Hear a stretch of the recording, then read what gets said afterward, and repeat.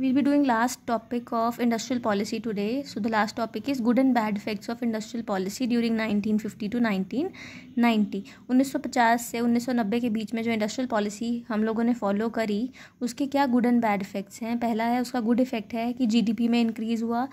6% से हमारा जो जीडीपी है वो इंक्रीज़ करना शुरू हो गया between the year 1950 to 1990. Next है diversification in the industrial sector. Diversify हो गया इंडस्ट्रियल सेक्टर.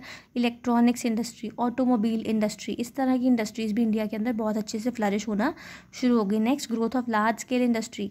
अब इंडस्ट्रियल पॉलिसी के कारण जो हमारे यहाँ पे लार्ज स्केल इंडस्ट्री है जैसे रूरकेला और भिलाई के जो प्लांट्स हैं उस तरह की लार्ज स्केल इंडस्ट्री भी सेटअप हो गई.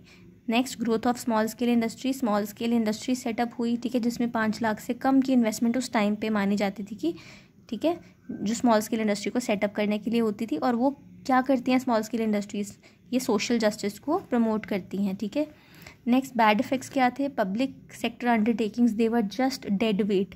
ठीक है, पब्लिक सेक्टर अंडरटेकिंग्स के अंदर करप्शन हो रही थी, लीकेज हो रही थी, पिलफरेज हो रही थी. ठीक है, इस तरह की बैड प्रैक्टिसेस के कारण जो पब्लिक सेक्टर अंडरटेकिंग्स हैं they emerged to be a weight. एक भार थी सिर्फ हमारी गवर्नमेंट के लिए, बोझ थी. ठीक है.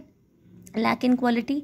जो क्वालिटी कंपटीशन की वजह से आती है ना वो किसी और तरीके से नहीं आ सकती. बट उस टाइम पे कंपटीशन तो बंद कर दिया था हमारी गवर्नमेंट ने. ठीक है, प्रोटेक्शन दे रहे थे ना डोमेस्टिक इंडस्ट्री को, तो उस वजह से जो क्वालिटी है वो बहुत ज़्यादा लैक कर रही थी. Next fall in the foreign exchange reserves. Import substitution policy follow की गई, हम आगे करेंगे फॉरेन ट्रेड में. ठीक है, फॉरेन ट्रेड चैप्टर करेंगे. तो इंपोर्ट सब्स्टिट्यूशन पॉलिसी में होता है जो फॉरेन एक्सचेंज है ना उसको प्रोटेक्ट करा जाता है. हम लोग अपनी कंट्री के अंदर ही जो चीज़ें हमें इंपोर्ट करते थे ना पहले वो हम अपनी कंट्री में बनाना शुरू कर देते हैं. ठीक है, तो हमारी कंट्री की जो मेजर एक यहाँ पे गलती हुई कि हम लोगों ने जनरेट नहीं करी फॉरेन एक्सचेंज, हमने सेव करने की कोशिश की. ठीक है, तो बाय द एंड ऑफ 1990 हमारे पास इतने कम रिजर्व्स रह गए थे फॉरेन एक्सचेंज के कि हमें अपनी कंट्री का गोल्ड गिरवी रखना पड़ा, प्लेज करना पड़ा टू ऑनर आवर बोरोइंग्स.